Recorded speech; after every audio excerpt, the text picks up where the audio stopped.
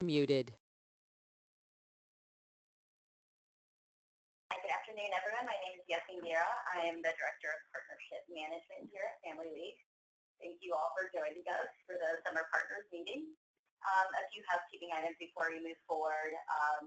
Anybody is on, go ahead and put your phones and microphones on mute. We are going to be entertaining questions, but we do ask that you wait until the end to ask those. If there are any technical problems that you're experiencing throughout, make sure you just drop those in the little chat box and we'll look into them. And lastly, all the materials from today, including the PowerPoint and webinar, will be available to you by close of business Monday.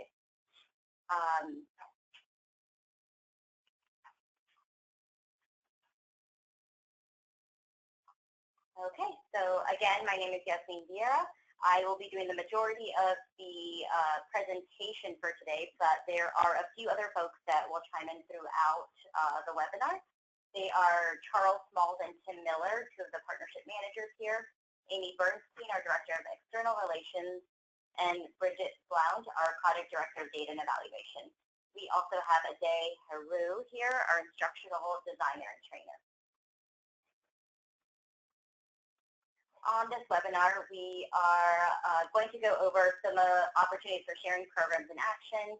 We're going to give you a brief overview of the Family League contracting process. I will do a quick walkthrough of Funding Track, our grants management system. We'll talk a little bit about program quality and reporting, and then end with funding disbursement and reporting on final expenses. So with that said, I'm going to turn it over to Amy Bernstein to talk a little bit about the sharing program. Hi, everybody. We want to make sure that everyone who's been funded through this program has an opportunity to share the great work that's going on in their programs. Family League maintains a very robust social media account, and we really make it a point to share as much program information in real time as we can on our Facebook and our Twitter accounts. So we're giving you some information that will help you get eyes on the great work that you're doing and the wonderful programs that are underway. So here's what we're asking, and this slide gives you all the specifics. We're going to ask you that once your program is up and running, we want you to share with us up to 3 color photos from at least one of your program sites, and we provide the information on the slide as to where to send that. And just be sure to tell us what it is that you're sharing with a short caption, who you are, the name of the program, photo description, and I should have added on there the location, tell us where it's taking place. It's fine to use a cell phone camera. We're not asking for any professional photography. They don't have to be award-winning shots. Keep in mind that you are responsible when you share this with us. We have to assume that you have all permissions to do so, and then we will be sharing that information on our social media and possibly in some of the other materials that we develop throughout the year. We're also open to receiving short videos if you're inclined to do that. Again, we're not asking for anything fancy. You can use an iPhone and send a MOV file. You can send an MP4 file. Again, you could just use a recording device on a phone, a 30-second clip, a 1-minute clip. We posted some phenomenal short videos in the past years of kids dancing to a math lesson, so there's kind of no limit to what you could share with us. If you have a YouTube channel and you post it up there, just send us your link, but you of course do not have to have a YouTube channel to share that file with us. We just want you to know that we do reserve the right to crop or edit this material just to fit our needs and the formats that we are using. But just keep in mind that this is a really great opportunity for you to document what you're doing in your program and to really create that record that shows how great these programs are for the kids, and we will share that information as widely as possible. And we really thank you for keeping this in mind as you go along. So at any point in your program, beginning, middle, toward the end, as long as you can send us something close to real time, say within a day of you capturing this information, we'll be very happy to share it online. Thanks very much. Great. And again, if anybody has additional questions, we'll take those at the end. So So we're going to go right into our overview of the contracting process, beginning with the required contractual materials. And here we're really just going to talk about what are those things that are needed initially for us to be able to issue a contract to you and your organization. Those things are a scope of work and a spending plan. I'll go over where you can access those inside of Funding Track in just a second here.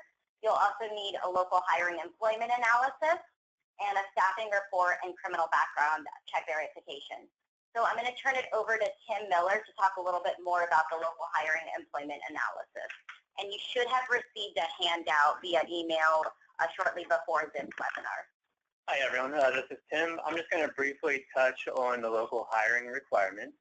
So first of all, the local hiring law was signed in 2013 just as a way to help motivate all of our partners to hire local Baltimore City residents. The two main requirements are that any new positions that MLED, the Mayor's Office of Employment Development, are notified and are able to recruit for 7 days before you recruit outside of MLED. And then the second main requirement is that at least 51% of all new hires actually live in Baltimore City. And the two main reports that will track this information, the first one is the local hiring analysis, which is the first requirement that's due. And that's just going to capture some basic information, your organizational contact information, how many employees are on your payroll, how many employees you need on this specific summer project, and how many new employees right now that you know you need. That will be submitted in Funding Track, which we'll go over in a few minutes. And then just as a heads up, each month there will be a local hiring monthly report, which will just be an update on how many total employees you have on the contract, and then how many of those employees live in Baltimore City or don't live in Baltimore City. So that will be submitted once a month to us via Funding Track.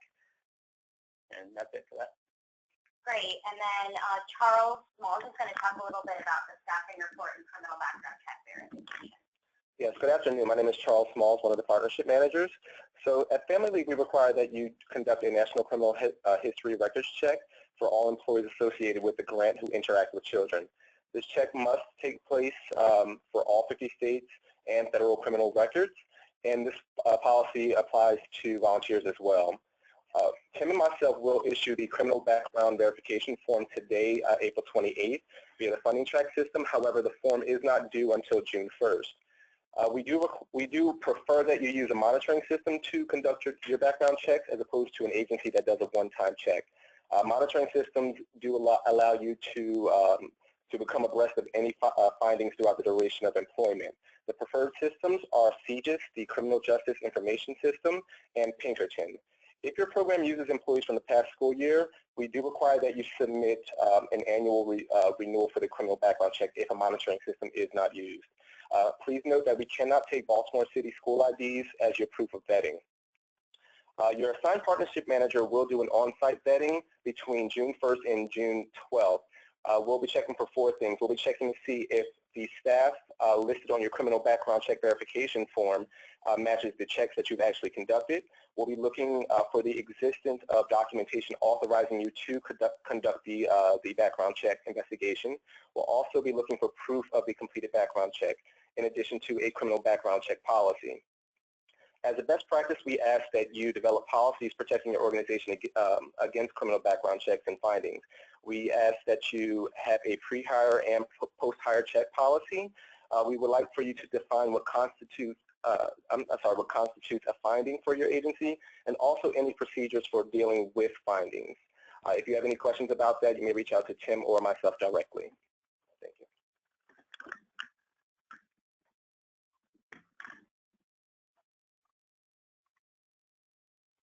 Okay, great. So I am going to go through the Funding Track walkthrough, and this is just going to touch on the different pieces that you will need to know for the summer program. I know that a few of you have already used their system, so just kind of bear with us here while we introduce other folks to it.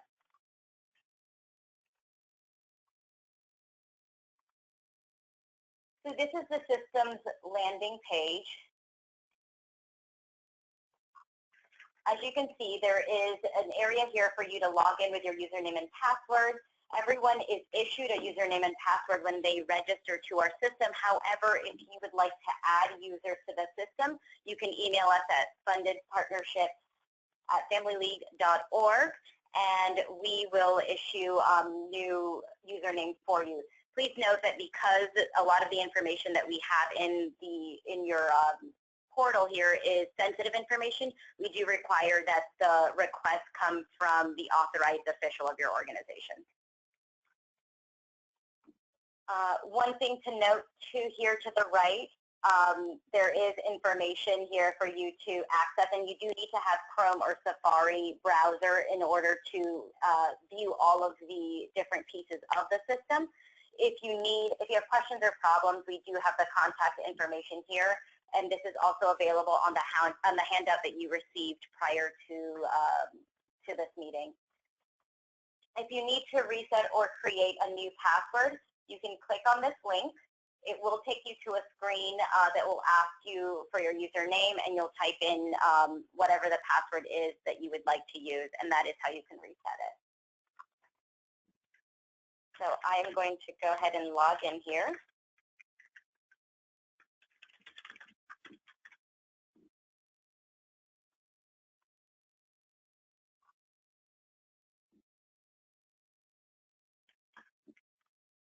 Okay, so when you log in, this is the view that you will have of the grantee portal. You'll notice that down the side here, there are a variety of different tabs that you can click on. I'm not going to go through all of these because, as previously stated, you did receive a handout prior to this webinar that walks you through step by step. On this first information page, it also does give you information about each of the tabs and what is housed under the tabs.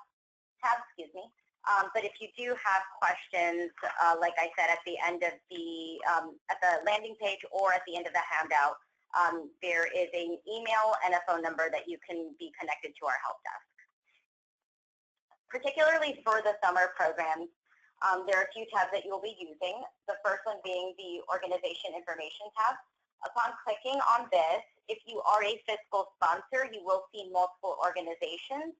However, if you are the one user for your own organization, you will see that here. If you click on the organization, this is the information that we have for you at the present time.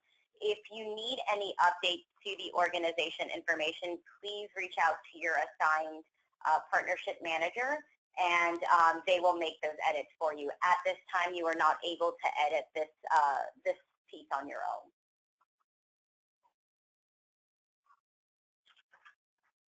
Okay, so to submit your scope of work and spending plan for summer, these reports are going to be available in the tabs here, scope of work, and in expenses and payment forms. To access the scope of work, you'll click here, and you'll have a list of the different scopes of work that are assigned to your organization. Please note that if you are a current funded partner, you may be assigned other scopes for other programs that are active. So you will then click on the scope of work. It will open up to the right, and you can click edit here at the top in order to unlock the form and then be able to, to complete all of the required fields. Once you've completed everything, you will hit the save button down here. One thing to note, actually, once you do open the form, there are sections of the scope of work that are required. If you don't complete those, it is going to flag it for you, as you see here, with an error message, and it will highlight in red all of the fields that are required in order for you to move on. If you do find that you have opened the form and you are not ready to complete it, then you can hit the cancel button, and that would be the way that you get out of the form for right now.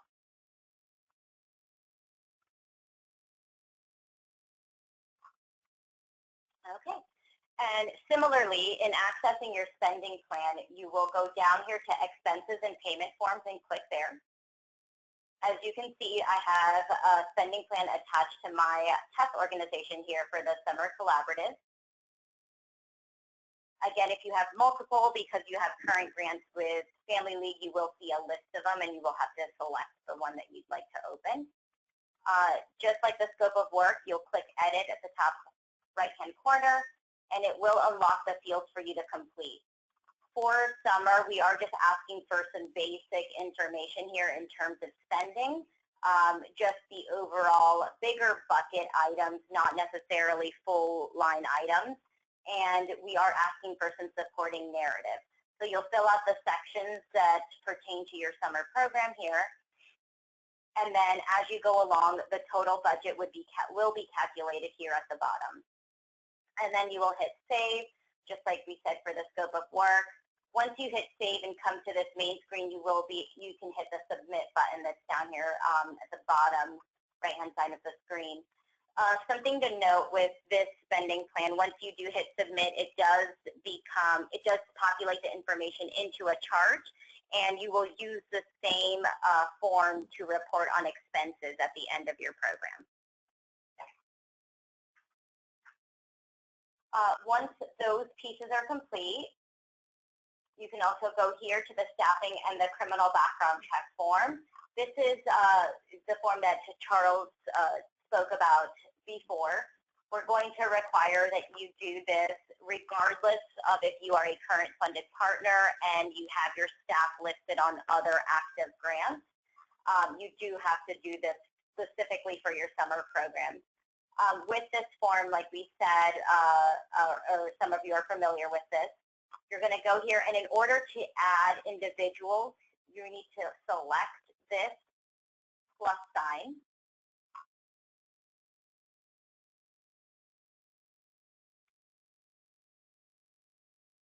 Taking a little bit to load here.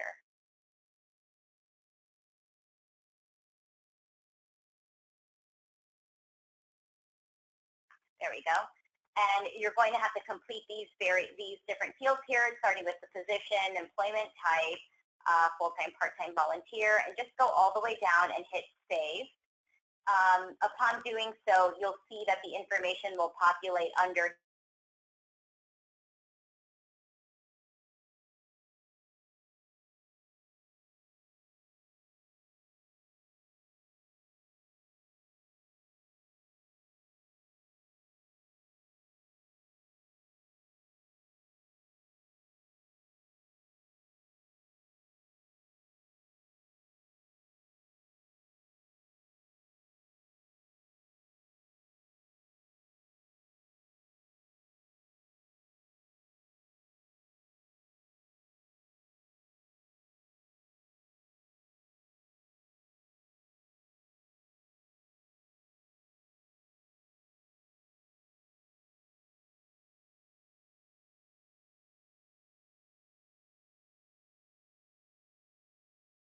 Muted.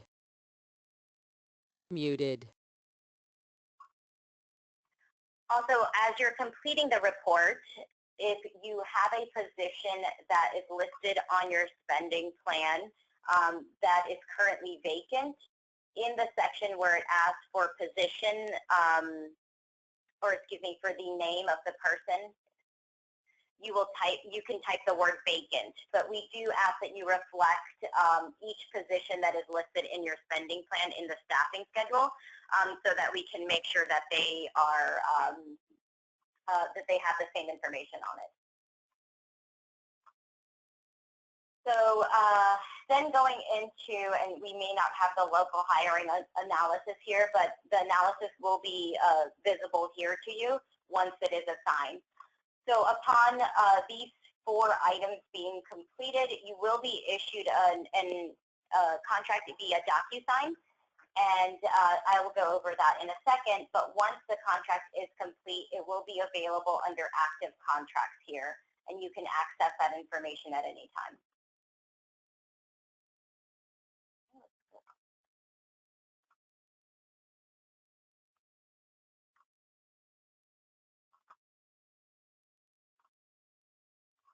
Okay, so like I said, with DocuSign, your contract will be issued outside of the system via DocuSign.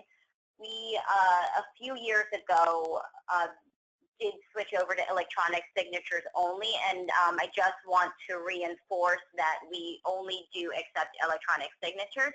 If you have any concerns about that, please reach out to your partnership manager so we can kind of walk you through how best to go about it. But it is a requirement moving forward, starting now with summer and moving into fiscal 18. The other piece of these contracts is that you will only have 15 days from the issue date to review and sign your contract. This is something that is set up within DocuSign, so your contract will be voided in the system after 15 days.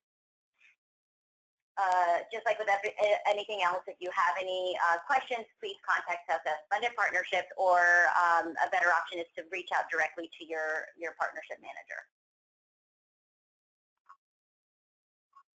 Okay, so I will turn it over to Bridget Blount to talk a little bit about program quality and reporting. Good afternoon. Again, my name is Bridget Blount, and I'm the Project Director for Data and Evaluation here at the Family League. This summer, my team and I will be supporting you in the data collection items needed that we'll be asking you all to collect this summer. We wanted to briefly discuss all of the 4 data points. However, there will be a more in-depth discussion of each element during the data collection workshop June 12th through June 16th. The first data point is the attendance tracker. We are asking each partner to collect an attendance tracker. For those partners who are returning, this is a very similar attendance tracker from the one we used last year. It's an Excel spreadsheet that each week you would add information to, and then the following Monday, after each complete program, you will submit the attendance tracker to attendance@familyleague.org. The attendance tracker includes the first tab includes an instructions tab. The next tab is an enrollment sheet where you will enter in the first name, last name, date of birth, student ID is optional, and whether parents received the consent form and if they returned the consent form. Again, the attendance tracker is due the following Monday after each completed week of program. The next data element is the youth satisfaction survey. The youth satisfaction survey is in SurveyMonkey, and we will be asking programs to have students complete the youth satisfaction survey at the end of program. This means if your program runs from week 1 to week 6 with the same cohort of students, at the end of around week 5 or week 6, we will be asking you to administer a youth satisfaction survey. If you have a different cohort of students each week, then we will ask that you administer the youth satisfaction survey each week at the end with new students. Like last year, we were able to roll up youth satisfaction survey responses and provide that information to programs back in the fall of 2016. We will be doing a similar process this year. Next, we have consent forms. This year, similar to last summer, we were asking that you disseminate consent forms to students. However, this year, the consent forms are opt-out consent forms. This means that students and families will only return the consent form if they do not want to participate in our end-of-year evaluation. Please remember, this form is a consent for students' information to be included in our end-of-year summer systems analysis. This is not a consent for student participation. Finally, our final report is due Friday, September 15th. The final report is a series of questions that will allow you to reflect on your summer program implementation and program outcomes. The final report will also be submitted through SurveyMonkey. Unlike last year, the final report, there will be only one final report for the entire collaborative. So you will not have to do individual reports for each group, for each funding partner each partner you have received funding from. The purpose of Allow collecting data is to ensure the youth we are working with receive quality services that they need to succeed academically, behaviorally, and emotionally. All right, thank you, Bridget. And then just to point out that there will be additional meetings to kind of talk a little bit more about this, and you'll be hearing from Bridget or a member of her team, and then also from a few of our program staff kind of closer to June. Yeah, so if you have any questions about that, you can reach out again to your partnership manager, and they can put you in contact with the appropriate person here. Finally, to close out, I'm going to talk about the funding disbursement and the final expenses. This year, we will be dispersing 75% of your grant amount upon execution of the contract. So that's after we've received those 4 deliverables that we spoke about at the beginning, and they've been reviewed and approved by the appropriate people here, and you have executed your contract. The final 25% will be issued to you upon our receipt and approval of the final expenses.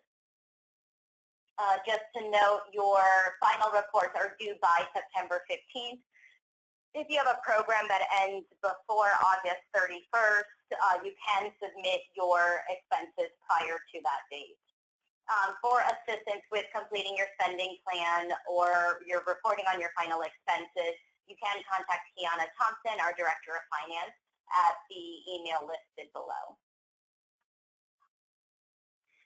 Okay, and to close up, if we have any questions or discussion at this time, we will take those.